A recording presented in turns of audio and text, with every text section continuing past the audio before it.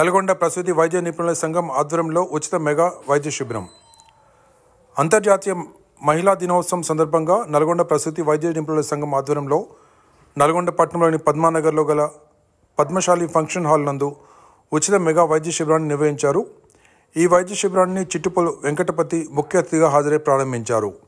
ఈ వైద్య శిబిరంలో సుమారు 150 మంది రక్తహీనత, ఒబేసిటీ, షుగర్, థైరాయిడ్, ఎముకల సాంద్రత కనుగొనుటకు ఉచితంగా వైద్య పరీక్షలు నిర్వహించి మందులను అందజేశారు. అలాగే ఆరోగ్యపరంగా తీసుకోవాల్సిన జాగ్రత్తలపై అవగాహన కలిగించారు.